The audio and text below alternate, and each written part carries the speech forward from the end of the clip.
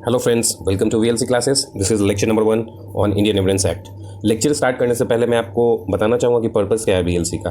Purpose ये है कि उन जो स्टूडेंट जो भी अभी पास करे हैं बीपीएससी प्री, जुडिशरी और एपीओ, तो उन्हें बेहतर कंटेंट पहुँचाने के लिए हम लोगों ने ये क्लासेस स्टार्ट किए हैं, ऑर्गेनाइज़ करे हैं, ताकि उन लोगों को एक जगह सारी चीज़ का नोट्स और लेक्चर मिल जाए, ठीक, वो भी बिल्कुल फ्री ऑफ कॉस्ट, ठीक है। और हमारे क्लासेस का जो नेचर होगा वो क्रैश कोर्स होगा।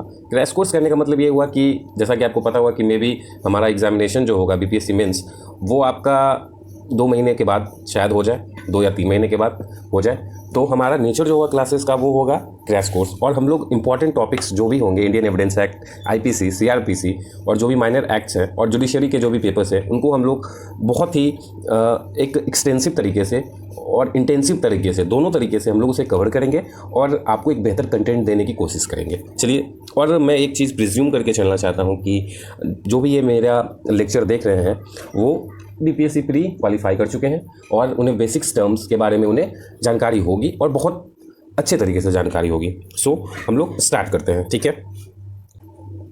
So students, first of all, ये जैसे कि हम लोग जानते हैं लॉ 2 तरीके के होते हैं। पहला हो जाता है सब्सटैंटिव लॉ, दूसरा है प्रोसीजर लॉ, ठीक है। तो सब्सटैंटिव लॉ और प्रोसीजर लॉ से हम लोग समझते क्या है?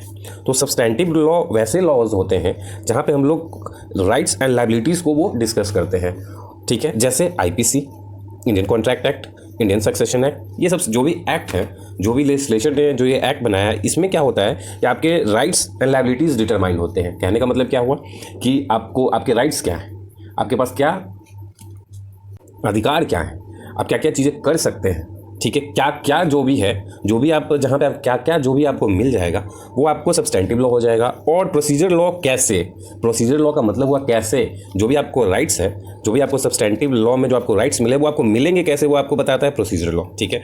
तो जैसा कि हम लोग जानते हैं इंडियन एविडेंस एक्ट क्या है, एक प्रोसीजर लॉ है, ठीक है। तो हम लोग ये समझने की कोशिश करते हैं कि ये प्रोसीजर लॉ क्यों है, वाई। तो ये इसका कहने का मतलब हुआ कि इसके 3 तरीके या 3 तरीकों से बताया जाता है कि इंडियन एविडेंस एक्ट है जो प्रोसीजर लॉ क्यों है, क्यों। पहला हम लोग व्हाट फैक्ट्स में बी यूज्ड इन एविडेंस, ये बताता है, ठीक है, इंडियन एविडेंस एक्ट। फिर सेकंड जो है वो बोलता है कैसे कोई भी फैक्ट जो है वो कोर्ट में आप प्रूव करेंगे। और ये इंडियन एविडेंस एक्ट और क्या बताता है, ये बताता है कि किसके द्वारा और क्या क्या कौन कौन से एविडेंस आपको प्रोड्यूस करने हैं कोर्ट में, ठीक है। ये सब सारे चीज़ों का ये मिश्रण है इंडियन एविडेंस एक्ट, इसलिए इसे हम इसे प्रोसीजर लॉ कहते हैं, ठीक है। और ये एक केस आया था रामजस वर्सेस सुरेंद्र नाथ, 1980 का केस है। इसमें कोर्ट ने, ऑनरेबल सुप्रीम कोर्ट ने साफ साफ बताया था कि हमारा जो सिस्टम है, हमारा जो इंडियन एविडेंस एक्ट है वो एक प्रोसीजर लॉ है, ठीक है। फिर आगे बढ़ते हैं ऑब्जेक्ट, कि ऑब्जेक्ट क्या है हमारा इंडियन एविडेंस एक्ट का, ठीक है। तो बहुत सारे लेजिस्लेचर के द्वारा एक्ट बनाए गए हैं, सबका कुछ ना कुछ ऑब्जेक्ट होता है कि आखिर वो पर्पस क्या है उस चीज़ का बनाने का, ठीक है। तो बेसिकली हम लोग समझेंगे इसका मेन पर्पस जो है इंडियन एविडेंस एक्ट का, वो है एक यूनिफॉर्म रूल ऑफ प्रैक्टिस हो पूरे इंडिया में। जो भी हमारे इंडिया कोर्ट है, इंडिया में जितने भी सारे कोर्ट है, वहाँ पे एक यूनिफॉर्म रूल हो जो कि प्रैक्टिस करा जाए। यूनिफॉर्म यदि नहीं होगा तो बहुत ज़्यादा डिस्टिंग्विश हो जाएगा डिसीजन में और बहुत ही हैवॉक सिचुएशन क्रिएट हो जाएगा। यूनिफॉर्मिटी तो बहुत ज़रूरी है, खासकर लेजिस्लेशन में। लेजिस्लेशन यदि एग्जीक्यूटिव यदि आपका, तो यूनिफॉर्मिटी बहुत ज़रूरी है कोर्ट में, ताकि जो भी डिसीजन है वो बाइंडिंग हो सके और उसका यूज़ किया जा सके हर एक जगह, ठीक है। यदि हर एक कोर्ट का अपना अपना प्रोसीजर होगा तो आप समझिए कितना ज़्यादा बहुत ही ख़राब सिचुएशन हो जाएगा, लॉ एंड ऑर्डर का प्रॉब्लम हो जाएगा। तो इसका मेन पर्पस जो भी प्रोसीजर लॉ है या जो भी लॉज है, उनका मेन पर्पस ये होता है कि एक यूनिफॉर्म तरीके से लोगों पे वो किया जा सके, अप्लाई किया जा सके। मेन पर्पस हर एक लॉज का यही होता है। हम लोग आज फिर ये देखेंगे कि इंडियन एविडेंस एक्ट सिविल और क्रिमिनल केसेस में उनका क्या रोल है, इंडियन एविडेंस एक्ट कैसे अप्लाई होते हैं। तो एक बहुत ही फेमस केस और बहुत ही लैंडमार्क केस है मिट्ठू लाल वर्सेस स्टेट ऑफ मध्य प्रदेश, 1975 का केस है। इसमें सुप्रीम कोर्ट ने बोला कि जनरली, वर्ड पे आप गौर करिएगा, जनरली क्या होता है कि जनरली ये होता है कि क्रिमिनल केसेस और सिविल केसेस दोनों का इंडियन एविडेंस एक्ट, दोनों का सेम प्रोसीजर होता है इंडियन एविडेंस एक्ट में। बट सर्टेन उसमें एक्सेप्शंस हैं। एक्सेप्शंस क्या क्या हैं कि कहाँ कहाँ दोनों डिफरेंसेस आ जाएंगे। जनरली यही होता है कि दोनों में प्रोसीजर, दोनों का इंडियन एविडेंस एक्ट और सिविल केसेस में और क्रिमिनल केसेस में दोनों में same laws Indian evidence act के अप्लाई होते हैं। But there are certain exception which we need to learn which we need to understand. ठीक है, बेसिकली 3 डिफरेंसेस आप बोल सकते हैं, 3 नहीं 4-5 हैं। तो पहला क्या होता है, तो कन्फेशन। कन्फेशन क्या होता है, जो पुलिस ऑफिसर के पास जो रिकॉर्ड होता है वो ये क्रिमिनल केसेस में आप उसे प्रूफ नहीं कर सकते हैं। ठीक है, लेकिन वो कन्फेशन सिविल केसेस में यूज़ किए जा सकते हैं। जैसा कि हम लोग आगे पढ़ेंगे section 24 of Indian evidence act, वहाँ पे साफ साफ बोला गया है कि जो भी कन्फेशन होगा पुलिस के सामने, जो भी कोई अक्यूज्ड है या कोई कन्फेस कर रहा है अपना गिल्ट, तो यदि वो क्रिमिनल केसेस है, क्रिमिनल काइंड का नेचर है उस केस का, तो वहाँ पे कन्फेशन एडमिट नहीं होगा, वहाँ पे वो चीज़ एडमिसिबल नहीं होगी। लेकिन जब वो सिविल केसेस में यदि कोई कन्फेस कर रहा है तो वो चीज़ एडमिसिबल हो जाएगी। ये एक पहला मेजर डिफरेंस है। दूसरा मेजर डिफरेंस आपको सेक्शन 53 और 52 में मिलेगा, 52 to 55 में मिलेगा। कहने का मतलब क्या हुआ कि वहाँ पे कैरेक्टर, आप लोग, मैं ये मान के चल रहा हूँ कि आपको ये पता होगा कि क्रिमिनल केसेस में जो भी आपका कैरेक्टर होता है वो बेसिकली वो क्रिमिनल केसेस में कैरेक्टर रिलेवेंट होता है और सिविल केसेस में कैरेक्टर इररिलेवेंट होता है। एक्सेप्शन है उसमें सेक्शन 55 में, यदि आपको डैमेजेस क्लेम करने, वो डैमेजेस क्लेम करने हो या वो आपका character he fact in issue हो, तब भी आप सिविल केसेस में आप वो एक्सेप्ट कर सकते हैं। ठीक है, लेकिन जनरली सिविल केसेस में कैरेक्टर रिलेवेंट नहीं होता है। ठीक है, थर्ड इसका मेजर डिफरेंस क्या है? थर्ड डिफरेंस ये है कि जो सिविल प्रोसीडिंग होता है वहाँ पे डॉक्ट्रिन ऑफ एस्टॉपल अप्लाई होता है। ठीक है, लेकिन क्रिमिनल केसेस में डॉक्ट्रिन ऑफ एस्टॉपल अप्लाई नहीं होता है। तो डॉक्ट्रिन ऑफ एस्टॉपल हम लोग देखेंगे सेक्शन 115 में। अनदर मेजर डिफरेंस क्या है, तो ये है कि जो सिविल केसेस होते हैं उसमें जो आपको पार्टीज जो होता है उसे क्या प्रूफ करना पड़ता है? प्रीपोंडेरेंस ऑफ प्रोबेबिलिटी।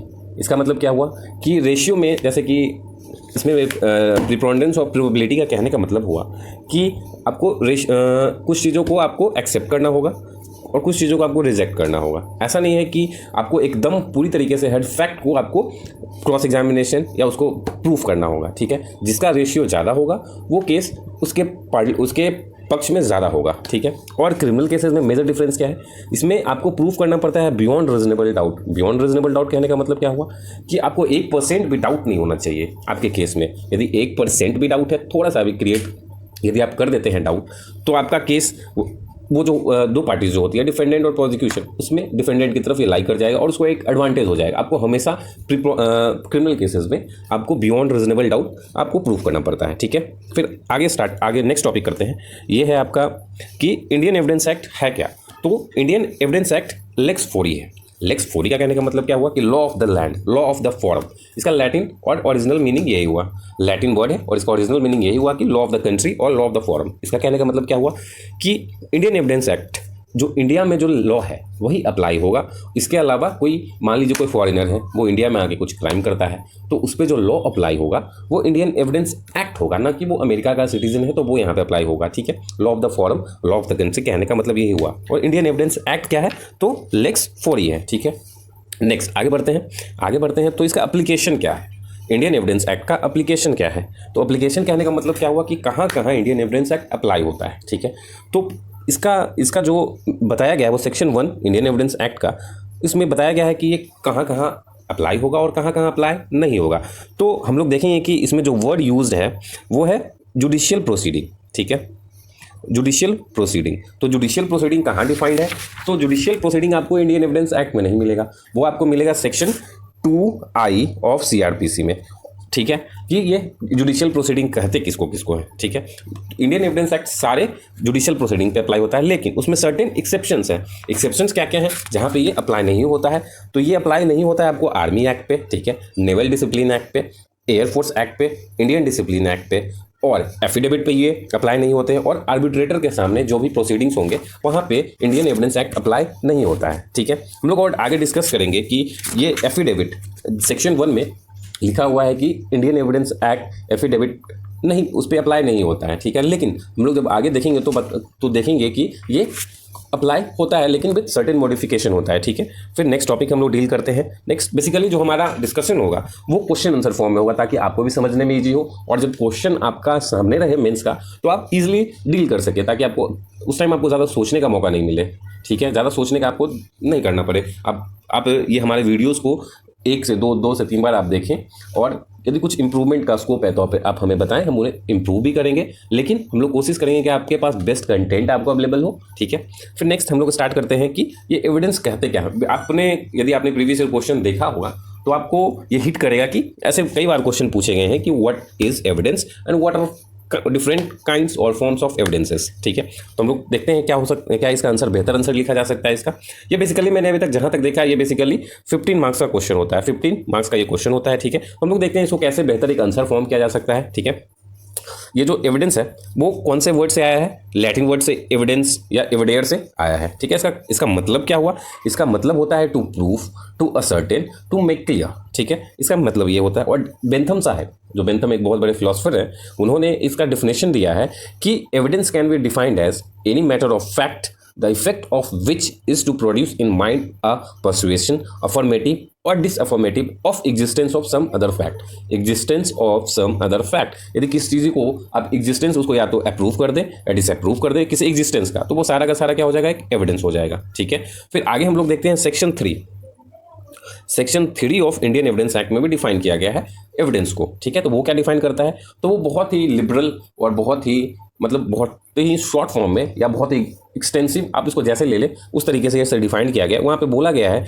कि evidence is of 2 types, oral evidence and documentary evidence. ठीक है, तो हम लोग देखते हैं ओरल एविडेंस किसे बोलते हैं। तो बेसिकली ओरल एविडेंस का आपको रेफरेंस सेक्शन 59 में मिल जाएगा, 59। ठीक है, यहाँ पे साफ साफ ये बोलता है कि जो भी एविडेंस होंगे वो आप ओरली एडमिट करा सकते हैं। ठीक है, एक्सेप्ट उसमें सर्टेन एक्सेप्शन है, कंटेंट ऑफ डॉक्यूमेंट या इलेक्ट्रॉनिक फॉर्म हो गया, वो आप नहीं करा सकते हैं ओरली, बाकी हर एक चीज़ों को आप ओरली कर सकते हैं। हम लोग जो मेजर डिफरेंस, जो बहुत बड़ा कॉन्फ्लिक्ट है, वो देखेंगे डॉक्यूमेंट्री में। जो डिफिनेशन में जो लिखा हुआ है, इट मीन्स एंड इंक्लूड्स, ये बहुत ही इंपॉर्टेंट लाइन है, it means and includes all the document including electronic produce for the inspection of the court. ये जो मीन्स एंड इंक्लूड वर्ड है, मीन्स एंड इंक्लूड वर्ड है, ये थोड़ा सा आपको दिमाग में डाउट क्रिएट करेगा। ठीक है, तो ये पहले तो ये हम लोग को सोचना चाहिए, ये जो सेक्शन 3 का जो डिफिनेशन है सेक्शन 3 का, वो एग्जॉस्टिव है या नहीं। एग्जॉस्टिव कहने का मतलब क्या हुआ, एग्जॉस्टिव कहने का मतलब हुआ कि क्या ये अपने आप में संपूर्ण है। अपने आप का संपूर्ण करने का मतलब क्या हुआ, मतलब ये हुआ है कि क्या इसमें और चीज़ें इंक्लूड हो सकती हैं या नहीं। ठीक है, तो यही कॉन्फ्लिक्ट है, बोन ऑफ कंटेंशन है ये। ठीक है, तो इसमें एक डिफरेंट जजमेंट आए हैं कोर्ट के। तो इसमें एक जो 2 मेजर जजमेंट है, लैंडमार्क जजमेंट है, वो है state of Maharashtra versus Praful B Desai, जो कि 2003 का केस है, और Hardeep Singh versus state of Punjab, ये 2014 का केस है। दोनों में कोर्ट ने एक ही बात बोला, ऑनरेबल कोर्ट, सुप्रीम कोर्ट ने एक ही बात दोहराया कि ये जो हमारा सेक्शन 3 है वो क्या है, एग्जॉस्टिव है। सेक्शन 3 में जो डिफिनेशन है आपका किसका, एविडेंस का, एग्जॉस्टिव है। कहने का मतलब क्या हुआ कि या तो कोई एविडेंस जो होगा वो ओरल होगा या डॉक्यूमेंट्री होगा। आप कोई भी चीज़ सोच लीजिए, कोई भी आपके दिमाग में कुछ भी आ जाए, तो आपको ये दोनों चीज़ है, ओरल और डॉक्यूमेंट्री, ये दोनों के बीच में आपको मिल ही जाएगा। तो ये एक तरीके से बहुत वाइडेस्ट डिफिनेशन भी है और एक तरीके एग्जॉस्टिव है। क्योंकि इसमें आप दोनों चीज़ इंक्लूड कर सकते हैं। ठीक है, आई होप कि आप लोगों को समझ में आ रहा होगा। और अपने सजेशंस आप कमेंट बॉक्स में लिख सकते हैं कि और कहाँ आपको इंप्रूवमेंट चाहिए, वो हम लोग डेली बेसिस पे आपको इंप्रूव करके दिखाएंगे और आपको एक बेहतर कंटेंट देने की कोशिश करेंगे। ठीक है, अब हम लोग आगे बढ़ते हैं, देखते हैं कि काइंड्स क्या है, ये काइंड्स कि डिफरेंट काइंड्स ऑफ एविडेंसेस क्या क्या है। तो बहुत सारे, आई होप कि आप लोग जानते होंगे कि बहुत सारे डिफरेंट काइंड्स हैं एविडेंसेस के। ठीक है, तो फर्स्ट जो है वो है आपका रियल एविडेंस। रियल एविडेंस कहने का क्या मतलब हुआ, इसका कहने का मतलब है कि ये वैसे एविडेंस जो कि आपको सामने दिख रहा हो, मतलब प्रत्यक्ष हो। प्रत्यक्ष कहने का मतलब क्या हो, एकदम सामने हो, जो जिसमें कोई डाउट नहीं हो। जैसे ब्लड स्टेन, यदि कोई खून लगा हुआ जो कपड़ा है, कोई विपन्स है, वो चीज़ यदि कोर्ट के सामने आता है तो वो रियल एविडेंस है। ठीक है, फिर आगे बढ़ते हैं नेक्स्ट। तो एफिडेविट एज एन एविडेंस, मैंने आपको बताया था ये सेक्शन 1 जो इंडियन एविडेंस एक्ट का है वो बताता है कि एफिडेविट को आप जनरली अब एज ए एविडेंस ट्रीट नहीं करेंगे, लेकिन हमारा जो भी लॉ है वो लेकिन परंतु से भरा पड़ा है। आपको हर एक जगह कुछ न कुछ एक्सेप्शंस मिल ही जाएंगे। जनरल रूल आपको बोलेगा कि ये नहीं करना है, लेकिन एक्सेप्शंस जो होंगे आपको बोलेंगे आप कर सकते हैं, लेकिन विद सर्टेन कंडीशन। तो यहाँ पे भी वही चीज़ है। ठीक है, इसमें एक केस आया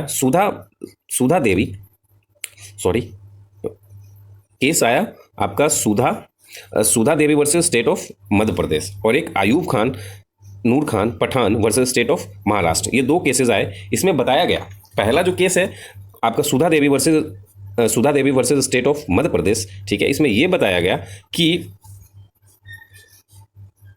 मिस्टेक हो गया है सर, माफ करिएगा, ये सुधा देवी वर्सेस MP नारायण है 19 1988 का ये केस है, सुधा देवी वर्सेस MP नारायणन, ठीक है, ये स्टेट ऑफ मध्य प्रदेश नहीं है, माफ करिएगा।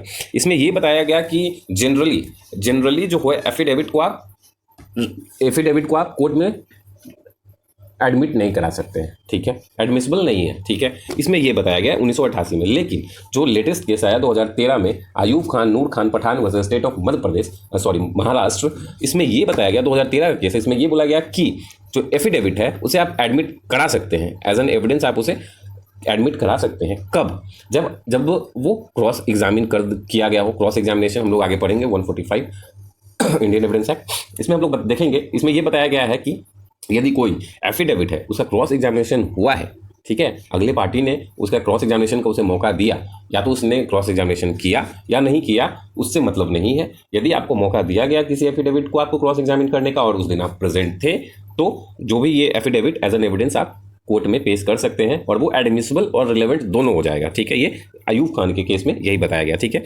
नेक्स्ट बढ़ते हैं, आगे बढ़ते हैं। हम लोग अब देखेंगे एविडेंस ऑफ ट्रैकर डॉग, एक बहुत ही famous case, Abdul Razak versus state, 1970 का केस है। इसमें ये बोला गया कि जो ट्रैकर डॉग होता है वो जो ट्रैक करता है वो भी आप एज एन एविडेंस आप एडमिट कर सकते हैं, वो भी एडमिसिबल है, ठीक है। नेक्स्ट आगे बढ़ते हैं तो देखते हैं कि डायरेक्ट एविडेंस क्या होता है। तो डायरेक्ट एविडेंस वैसे एविडेंस होते हैं जो कि आप लाइव देख रहे हैं। लाइव देखने का मतलब क्या, कोई एक्सीडेंट है, किसी ने किसी को गोली मार, उस तरीके से जो आपने अपनी आंखों से देखा है, ठीक है, वो डायरेक्ट एविडेंस हो गया। सर्कमस्टांशियल एविडेंस बहुत ही इंपॉर्टेंट है। डायरेक्ट एविडेंस आपको जनरली नहीं देखने को मिलता है, बहुत ही रेयर केसेस होंगे जहां पे आपको डायरेक्ट एविडेंस देखने को मिलेगा, लेकिन मेजॉरिटी ऑफ केसेस जो होते हैं वो सर्कमस्टांशियल एविडेंस से ही डिसाइड किए जाते हैं कोर्ट में और वो कंक्लूसिव होता है। लेकिन इसमें सर्टेन गाइडलाइंस आपको फॉलो करना पड़ता है, कोर्ट को सर्टेन गाइडलाइंस और सर्टेन प्रिकॉशंस इसमें लेने पड़ते हैं सर्कमस्टांशियल एविडेंस से कोई भी केस को जजमेंट देने के लिए, उसमें जजमेंट देने के लिए। ये एक बहुत ही फेमस केस आया था, ये state of UP versus Ravindra Prakash Mittal, ठीक है, ये तो 1992 का केस है। इसमें 4 प्रिंसिपल बताए गए कि कौन कौन से केसेस में, मतलब कब कब आप सर्कमस्टांशियल एविडेंस को एडमिट करेंगे और उसके बेसिस पे आप कोई भी जजमेंट पास करेंगे, ठीक है। तो इसका क्या क्या इसका प्रिंसिपल है। तो पहला जो प्रिंसिपल है वो है आपका पहला प्रिंसिपल है कि ये फर्मली इस्टेब्लिश होना चाहिए। जो भी फैक्ट है, जो भी सर्कमस्टांसेस आपके सामने दिख रहे हैं और उसका जो गिल्ट है वो मस्ट बी फर्मली इस्टेब्लिश। जो एक्यूज्ड है उसका गिल्ट आपको फर्मली इस्टेब्लिश करना पड़ेगा। जैसे कि मैंने आपको पहले भी बताया था कि जो भी क्रिमिनल केसेस होते हैं उनमें आपको क्या प्रूव करना पड़ता है, बियॉन्ड रीजनेबल डाउट। इसका कहने का मतलब वो फर्मली इस्टेब्लिश होना चाहिए। सेकंड क्या है, सेकंड है प्रूफ गिल्ट ऑफ एक्यूज्ड। ये कहने का क्या मतलब हुआ कि जो भी गिल्ट, जो भी सर्कमस्टांसेस है, वो सब जो भी आप एविडेंस प्रोड्यूस कर रहे हैं या जो भी आप सर्कमस्टांसेस दिखा रहे हैं उसमें आपको बस एक ही हाइपोथेसिस, एक ही चीज निकल के आनी चाहिए, क्या कि वो गिल्ट प्रूफ कर रहा है एक्यूज का। तीसरा क्या है, तीसरा है आपका कि ये चेन, जो भी आप सर्कमस्टांसेस एक चेन से बना होता है, रेस जस्टिस, जैसे रेस जस्टिस हम लोग आगे पढ़ेंगे सेक्शन 6, ठीक है। रेस जस्टिस क्या होता है, वो सर्कमस्टांसेस वो आपके बेस करता है ट्रांजैक्शन पे। ट्रांजैक्शन ही चेन हुआ, ठीक है, कि पहले ये हुआ, पहले वो हुआ, फिर वो हुआ, उस तरीके से जो भी आप चेनिंग करेंगे, जो भी आपका ट्रांजैक्शन होगा वो क्या होना चाहिए, मस्ट बी कंप्लीट।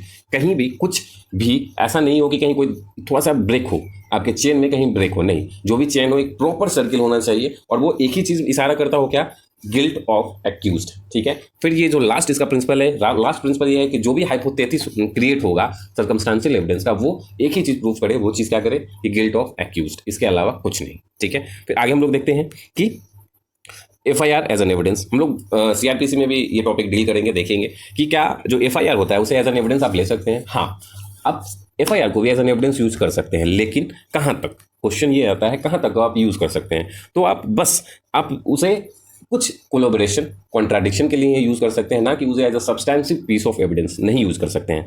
ये कौन से केस में बताया गया है, Utpal Das versus state of West Bengal, ठीक है। और एक चंद्रिका प्रसाद के केस में, वो भी बहुत ही फेमस केस है, उसमें भी सेम चीज़ ये दोहराया गया है, ठीक है।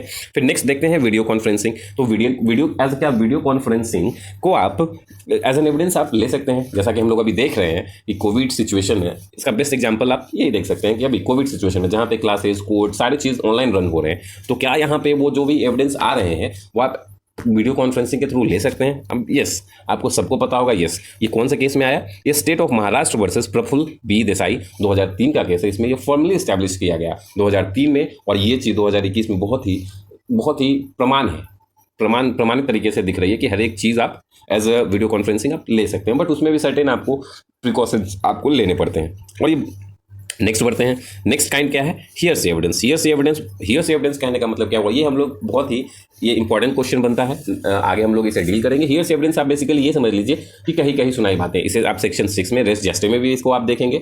तो बेसिकली जनरली क्या होता है, जनरली ये होता है कि हियर्स एविडेंस रिजेक्ट किया जाता है कोर्ट के द्वारा। क्यों?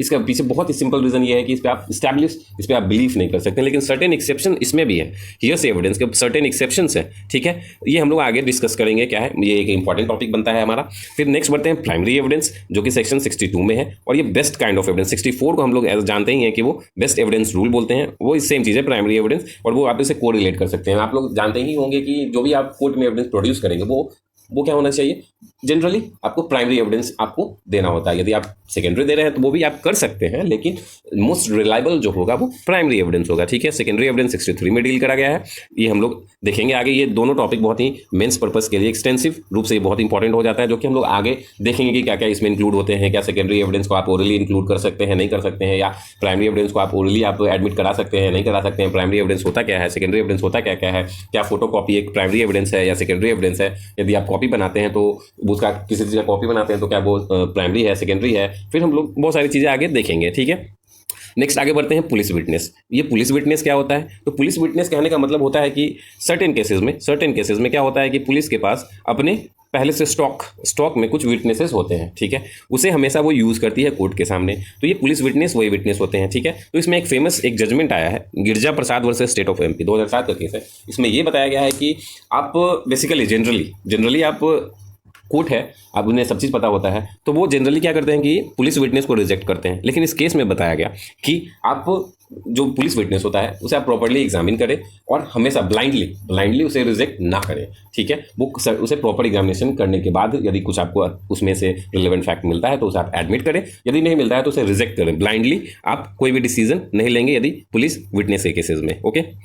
ओके, फिर आज का लेक्चर यहीं पे समाप्त होता है, और हम लोगों ने आज 2 इंपॉर्टेंट टॉपिक कवर करे, ठीक है। फिर आगे भी हम लोग और एक्सटेंसिवली और बहुत ही अच्छे तरीके से हम लोग डील करते चलेंगे बहुत सारे टॉपिक्स, ठीक है। और मैं आप लोगों से एक रिक्वेस्ट करना चाहूँगा कि आप लोग प्लीज़ कमेंट बॉक्स में आप लोग ये हमें सजेस्ट करते रहें कि हमें और क्या इंप्रूव करना चाहिए और क्या क्या आप हम लोग से एक्सपेक्ट करते हैं। क्योंकि हम लोग ये जो स्टार्ट करा है ये चैनल, जो हमारा मोटिव यही है कि बहुत ही ईजिली और अच्छा कंटेंट आप लोगों को मिले। हम यूट्यूब पे आप लोग जैसा कि जानते होंगे कि लॉ के बहुत ही अच्छे और बहुत ही क्वालिटी नोट्स बहुत डिफ़िकल्टी से प्रोवाइड कराए गए हैं। तो हम लोग एक पहल स्टार्ट करा है कि आपको ईजिली एक्सेसिबल हो और एक अच्छा कंटेंट मिले, ठीक है। Thank you so much, good night.